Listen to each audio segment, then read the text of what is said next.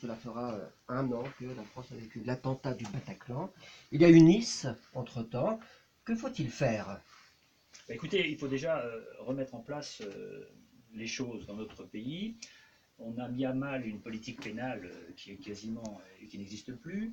Euh, Nicolas Sarkozy avait mis en place un certain nombre de mesures que le gouvernement actuel s'est empressé de défaire. Bon, donc Vous pensez aux peines planchées? Aux peines planchées, notamment. Il y avait aussi pour les tribunaux pour les mineurs, il y avait un certain nombre de mesures qui avaient prouvé leur efficacité. Il convient de les rétablir.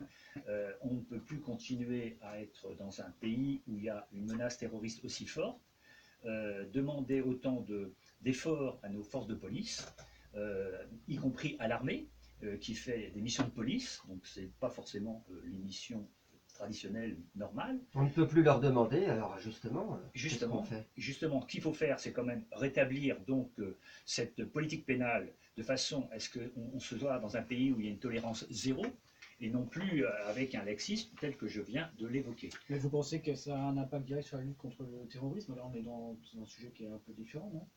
Ah non. En quoi la politique pénale aujourd'hui aurait eu un impact, sur la lutte contre le terrorisme? Alors, effectivement, si on est aujourd'hui dans une situation exceptionnelle, donc à situation exceptionnelle vis-à-vis du terrorisme, il faut remettre une justice exceptionnelle. Donc, que Bruno Le Maire propose, c'est une justice d'exception.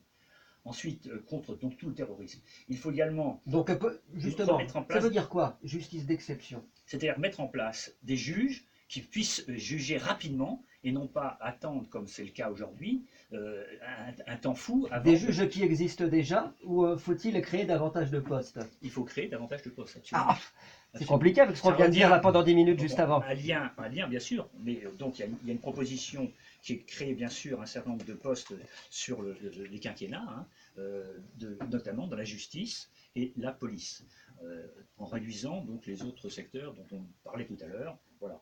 Ensuite, je pense qu'il y a tout le problème de l'application des mesures à l'encontre des émigrants en situation irrégulière, qui attendent beaucoup trop longtemps d'être jugés, sur lequel on peut se prononcer avant de les expulser. Donc une fois qu'ils sont installés en France pendant 6 mois avec les gamins qui vont à l'école, on ne peut plus les expulser par la suite. Donc il y a vraiment à rétablir toutes ces mesures rapidement. Merci Claude. Bon, mais ce que propose Nicolas Sarkozy, il faut quand même mesurer l'importance de la mesure. C'est de dire que les gens qui sont fichés S, fichés par l'administration, et notamment, on va le dire, par nos services de renseignement. Donc, il y a quelques milliers de gens en France qui sont fichés, qui ont une fiche administrative. Combien? 10 000. Écoute, il y en a un peu plus de 10 000. Voilà. Ça dépend lesquels on prend, parce que si l'on prend que ceux fichés, parce que dans les fichiers S, il y a des classifications, notamment sur le terrorisme, et là, il y en a moins de 10 000. Il y en a à peu près 1000. Bon. Il y en a plus que ça. Il y en a plus que ça, il y en a plus que 1000. Pour avoir participé aux 3 commissions sur le terrorisme, on serait plutôt dans les 5 000. Investi sur ces sujets-là largement. Mais ce qui est grave, je le dis, c'est de dire que l'on va interner sans aucune procédure devant aucun juge, on va interner des gens parce qu'ils sont fichés S par un service de renseignement. Mais enfin, je vous prends l'exemple. Tiens, M. Guéroult, qui est juste en face de moi et que j'apprécie comme vous tous ici. Imaginez, l'un d'entre nous est ministre de l'Intérieur. Vous n'êtes plus sympathique, M. Guéroult, on vous fait une fiche S. Bon. Eh bien, dans le mois qui suit, on peut vous interner et vous ne passerez même pas devant un juge. Ça, c'est tout à fait choquant. Non, c'est une rétention administrative. Et ces fichettes sont aussi alimentées par la... Il faut bien mesurer ce que ça veut dire. Et ça n'a aucune efficacité, parce que la question c'est, qu'est-ce que vous en faites quand vous avez interné la personne? Vous la laissez combien de temps au trou? Nicolas Sarkozy, qu'est-ce qu'il veut en faire? Et ça n'a pas d'efficacité, c'est ce qu'il faut dire à nos auditeurs. Mais que si tu étais efficace, on a un vrai choix. Est-ce que tu dis aux auditeurs, est-ce que tu les laisses dehors? Non, nous on dit 3. Est-ce que tu les laisses dehors? Je vais dire ce que... soumis à la possibilité, comme mes jeunes filles, qui se sont retrouvées à Paris dans une situation extrêmement... François Fillon, je permets de résumer 3 propositions. Alors, avant d'écouter Mathieu Schlesinger, on écoute les propositions de François Fillon. 1. Les combattants partis chez Daesh, à l'étranger, en Syrie ou en Irak. Déchéance de nationalité, interdiction de retour sur le territoire national. Vous en avez plus de 2000 aujourd'hui qui sont en train de rentrer. Vous avez 2000 bêtes féroces à qui vous interdisez le territoire français. C'est combien de Bataclan évités? Deuxième chose, les étrangers convaincus de complicité ou d'intelligence avec l'ennemi, je reprends les termes des codes civils et codes pénals.